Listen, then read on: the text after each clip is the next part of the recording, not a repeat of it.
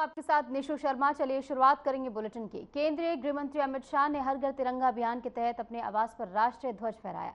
इस अवसर पर उन्होंने देशवासियों से स्वतंत्रता दिवस पर अपने घरों पर तिरंगा लगाने और राष्ट्र के गौरव को सलाम करने की अपील की है। अमित शाह ने कहा कि अभियान देश के प्रत्येक नागरिक में देशभक्ति की भावना को और ज्यादा प्रगाढ़ करने का प्रतीक है। उन्होंने स्वतंत्रता सेनानियों के बलिदान को याद करते हुए कहा कि तिरंगा हमारे देश की एकता, अखंडता और स्वाभिमान का प्रतीक है, जिसे सदैव सम्मान देना चाहिए।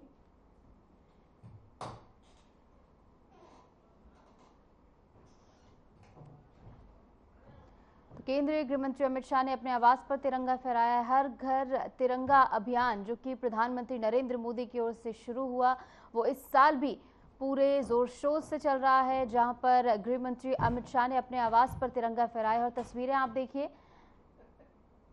जहां पर अमित शाह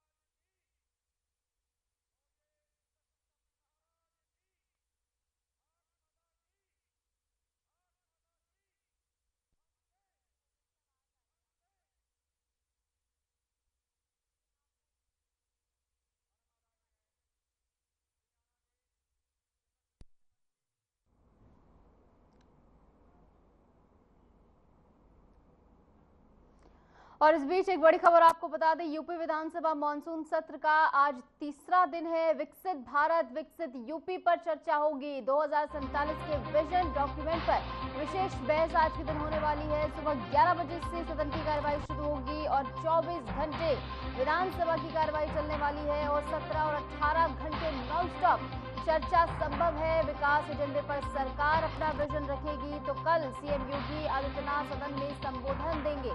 तो कुल मिलाकर आज का दिन महत्वपूर्ण, जहां पर विकसित भारत विकसित उत्तर प्रदेश पर चर्चा होनी है और विजन डॉक्यूमेंट 2047 वो सपना जो कि हर एक उत्तर प्रदेश वासी देखता है और इसी के साथ सीएम योगी आदित्यनाथ जिसके लिए प्रतिबद्धता हर एक मंच से दोहराते हुए नजर आते हैं। उत्तर प्रदेश को $1 ट्रिलियन इकोनॉमी बनाना है और इसी के साथ साथ विकसित भारत में एक बड़ा योगदान विकसित उत्तर प्रदेश का हो, ये सुनिश्चित करना है। और ये बात सीएम योगी आदित्यनाथ की ओर से हर बार कही गई और ऐसे में कल भी सीएम योगी आदित्यनाथ जो है संबोधन देंगे। बीते दिन भी आपने देखा जो कि दूसरा दिन था, सतीश महाना की ओर से अपील पहले से की गई थी कि यहां पर शांतिपूर्ण तरीके से ये कार्यवाही चलने दें।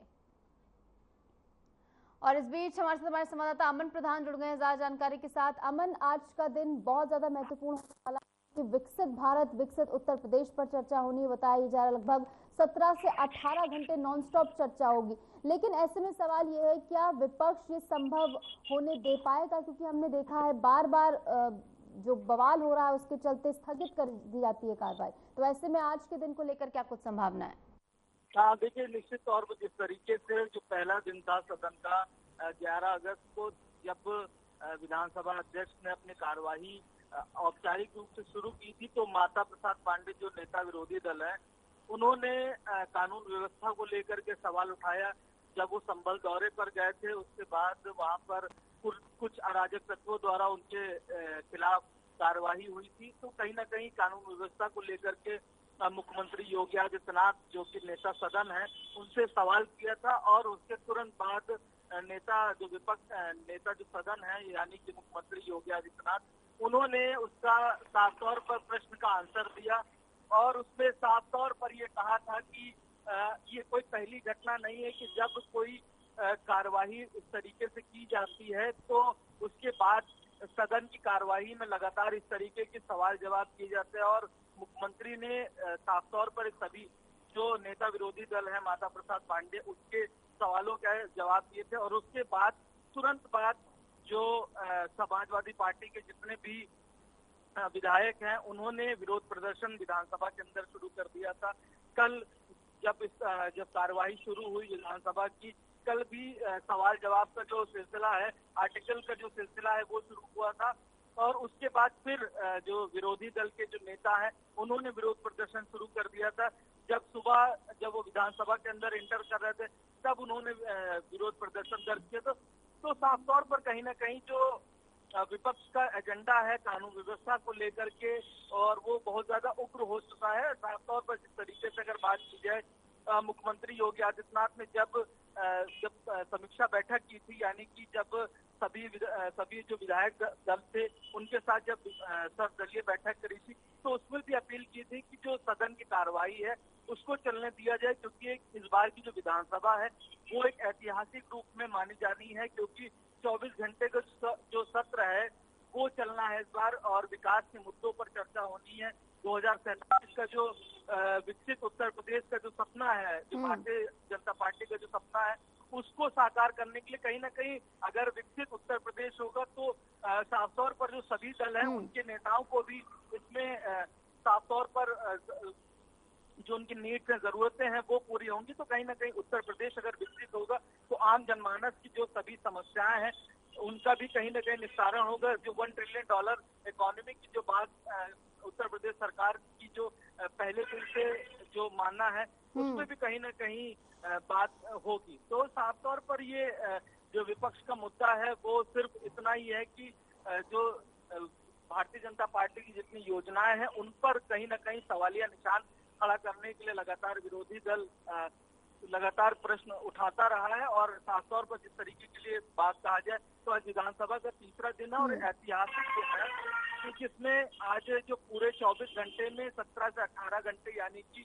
जो विधायक हैं वो इस बात के खुद साक्षी बनेंगे कि उन्होंने एक 24 घंटे की पूरी विधानसभा को अटेंड किया है, और उसमें अपने आप को बहुत गौरवान्वित महसूस भी करेंगे कि किस तरीके से जो पूरे 24 घंटे का जो उनका एक्सपीरियंस रहा वो किस तरीके का रहा। तो साफ तौर पर कल मुख्यमंत्री का 11 बजे कल संबोधन भी होना है। बिल्कुल जी, बिल्कुल। और आज का दिन बेहद महत्वपूर्ण है, जैसे कि हमने पहले भी जिक्र किया, और आज के दिन नॉनस्टॉप चर्चा होनी है। विषय बहुत ज्यादा महत्वपूर्ण है, जैसे कि हमने आपको बताया कि विकसित भारत और विकसित उत्तर प्रदेश और 2047 का जो विजन डॉक्यूमेंट है उस पर चर्चा होनी। हालांकि जैसे कि आपने अमन कहा भी कि विपक्ष की झोली में तमाम मुद्दे हैं, लेकिन किस तरीके से ये चर्चा नॉनस्टॉप चलेगी ये देखना होगा, क्योंकि हर बार हमने देखा है कि विघन इसमें डलता ही है, बार बार विपक्ष हंगामा करता है जिसके चलते स्थगित हो जाती है। और ऐसे में आशा यही है कि आज की कार्रवाई शांतिपूर्ण तरीके से और व्यवस्थित तरीके से चले। फिलहाल बहुत बहुत शुक्रिया अमन, जुड़े हमारे साथ और तमाम जानकारी आपने हमारे साथ साझा की है। तो वहीं उत्तर प्रदेश के मुख्यमंत्री योगी आदित्यनाथ ने तिरंगा यात्रा के दौरान उप मुख्यमंत्री ब्रजेश पाठक, केशव प्रसाद मौर्य और स्कूली छात्रों के साथ उत्साहपूर्वक भाग लिया। यात्रा के दौरान मुख्यमंत्री ने छात्रों और सहकर्मी मंत्रियों के साथ सेल्फी ली, जो देशभक्ति के माहौल और उत्सव की भावना को दर्शाती है। योगी आदित्यनाथ ने कहा कि स्वतंत्रता दिवस केवल एक पर्व नहीं बल्कि देश के प्रति समर्पण और गर्व का अवसर है। उन्होंने युवाओं से तिरंगा यात्रा और हर घर तिरंगा अभियान में सक्रिय भागीदारी करने की अपील भी की।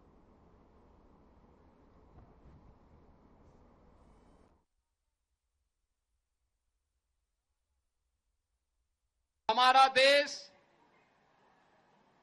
अपनी आजादी के 78 वर्ष पूरा कर रहा है।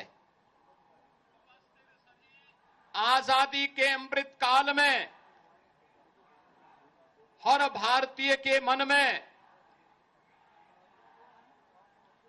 अपने संविधान के प्रति, अपने राष्ट्रीय प्रतीकों के प्रति, अपने महान क्रांतिकारियों और महापुरुषों के प्रति श्रद्धा और सम्मान का भाव पैदा हो, इसे और प्रगाढ़ करने के लिए देश के यशस्वी प्रधानमंत्री जी के आह्वान पर पिछले 10 वर्षों के अंदर राष्ट्रीयता का भाव प्रगाढ़ता के साथ हर जन तक, हर घर तक पहुंचे। यह हर घर तिरंगा और तिरंगा यात्रा के माध्यम से हम सब देख रहे हैं। ये तिरंगा यात्रा मात्र यात्रा नहीं है, ये भारत माता के प्रति, भारतीय महापुरुषों के प्रति, अपने क्रांतिकारियों के प्रति, वीर सैनिकों के प्रति हमारी कृतज्ञता भी है। आजादी के पहले समारोह के साथ ही हर गांव में, हर नगर में, हर जनपद में ये तिरंगा यात्रा इस बात का उदाहरण प्रस्तुत कर रहा है। तो वहीं हरियाणा के मुख्यमंत्री नाथ सिंह सैनी ने शहरी क्षेत्रों की स्वच्छता, सौंदर्यीकरण और बुनियादी ढांचे के विकास को गति देने के लिए अधिकारियों को सिविल कार्यों के टेंडर फ्लोट करने की प्रक्रिया को पूरी तरह पारदर्शी, प्रभावी और समयबद्ध बनाने के निर्देश दिए हैं। उन्होंने कहा कि इसके लिए मानक संचालन प्रक्रिया यानी कि एसओपी तैयार की जाए, जिसमें प्रत्येक चरण की स्पष्ट समय सीमा और जिम्मेदारी तय हो, ताकि किसी भी प्रकार की अनावश्यक देरी समाप्त हो और परियोजनाओं का क्रियान्वयन तय समय पर हो सके। पंचकुला में high powered works purchase committee की बैठक की अध्यक्षता करते हुए सीएम सैनी ने शहरी स्थानीय निकाय मंत्री विपुल गोयल के साथ लगभग 342 करोड़ रुपए के विभिन्न प्रोजेक्ट्स को मंजूरी दी है। बैठक में विभिन्न बोलीदाताओं से बातचीत के बाद दरें तय कर लगभग 11 करोड़ 90 लाख रुपए की बचत की गई है।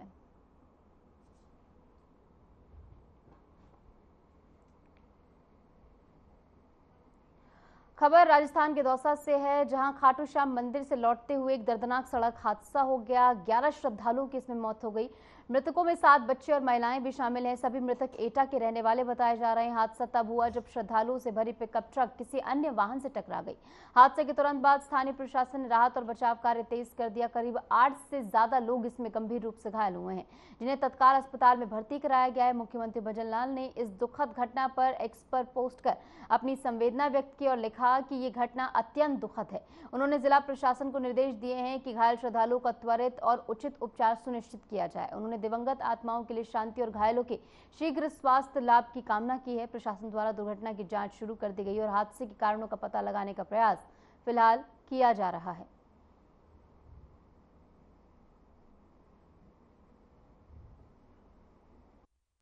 प्रथम दृष्टया जो पता चल रहा है कि खाटू श्याम का दर्शन करके लोग आ रहे थे, तो मनोहरपुर हाईवे पर एक एक्सीडेंट हुआ है, जिसमें अभी तक जो डेटा आ रहा है उसमें 10 लोग हैं और बाकी जो लोग हैं उनको एसएमएस हॉस्पिटल रेफर किया गया। अभी तक जो इनिशियल रिपोर्ट आई है उसमें तकरीबन 10 बताई गई। 3 का ट्रीटमेंट डीएस में चल रहा है और इसके अलावा जो है 9 लोगों को जयपुर के लिए रेफर किया गया। इमरजेंसी सर्विसेज प्रोवाइड की जा रही है और बीएच के अंदर भी हमारे संबंधित डॉक्टर्स और नर्सिंग स्टाफ जो 3 पेशेंट उनकी देखभाल कर रहे हैं। क्या कारण है, किस कारण से ये एक्सीडेंट हुआ, डिटेल के लिए जो एनालिसिस को हमें और एसपी साहब की फॉर्म।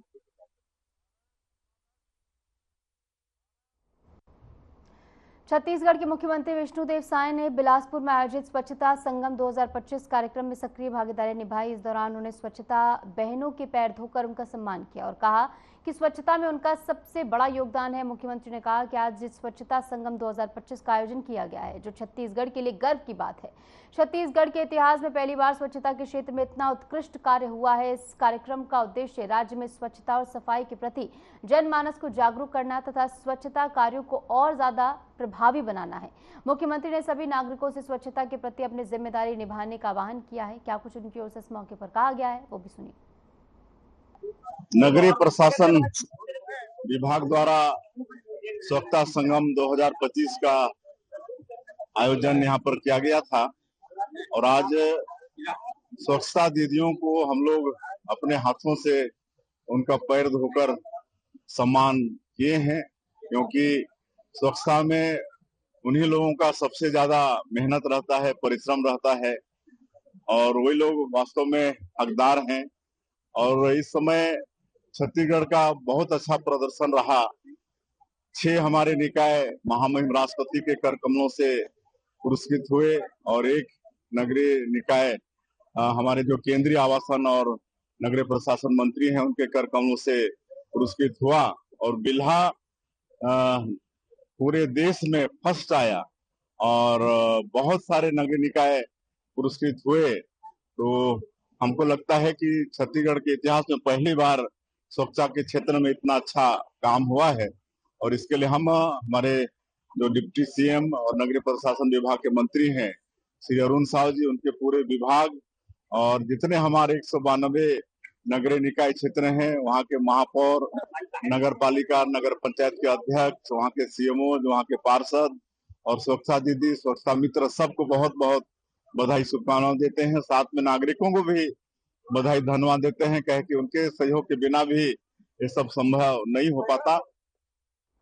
भारतीय रेलवे ने अंतरराज्यीय संपर्क को मजबूत करने की दिशा में एक बड़ा कदम उठाते हुए पूरी लालगढ़ पूरी साप्ताहिक एक्सप्रेस का विस्तार राजस्थान के गंगानगर तक कर दिया है। इस अवसर पर बीजेपी सांसद संबित पात्रा और राज्यसभा सांसद शुभाशीष खुटिया ने ट्रेन को हरी झंडी दिखाकर रवाना किया है। संबित पात्रा ने कहा कि मैं प्रधानमंत्री नरेंद्र मोदी और केंद्रीय रेल मंत्री अश्विनी वैष्णव का आभार व्यक्त करता हूं। पूरी लालगढ़ एक्सप्रेस का गंगानगर तक विस्तार हमारे लिए गर्व की बात है। इससे एक भारत श्रेष्ठ भारत की भावना के तहत दो राज्यों के बीच सांस्कृतिक आदान प्रदान को बढ़ावा मिला है। उन्होंने बताया कि इस रूट से गुजरने वाले क्षेत्रों के लोगों को अब महाप्रभु जगन्नाथ के दर्शन के लिए पुरी आने में और ज्यादा सुविधा होगी। पात्रा ने पीएम मोदी के नेतृत्व में पुरी रेलवे स्टेशन और पुरी लोकसभा क्षेत्र के अन्य स्टेशनों के नवीनीकरण कार्यों के लिए भी धन्यवाद व्यक्त किया।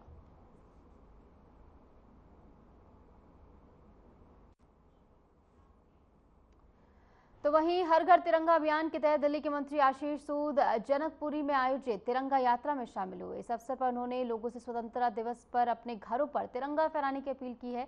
आशीष सूद ने कहा कि अभियान हर नागरिक में देशभक्ति की भावना को जगाने और राष्ट्र के गौरव को सलाम करने का एक प्रयास है। उन्होंने तिरंगे को देश की एकता, अखंडता और सम्मान का प्रतीक बताते हुए युवाओं से इस अभियान में बढ़ चढ़कर हिस्सा लेने का आह्वान किया।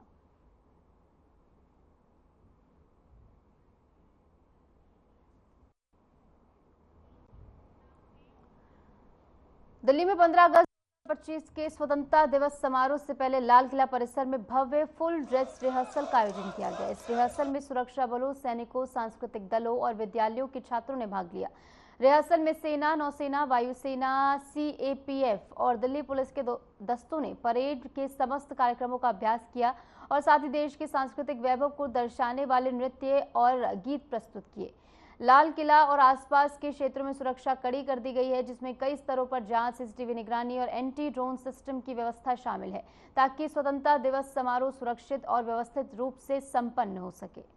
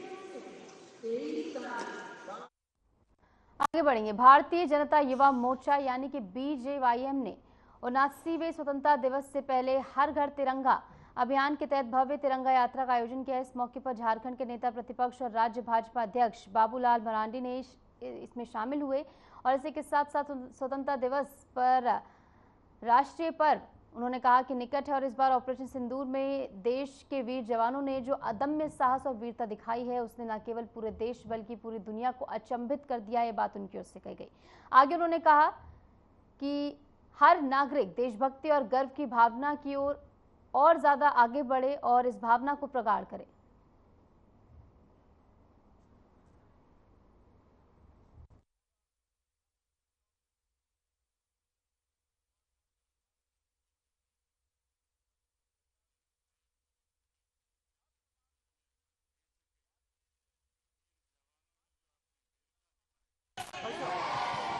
इससे देश ही नहीं दुनिया भी अचंभित है। आज उन सबों के सम्मान में देश भर में तिरंगा यात्रा निकल रहा है।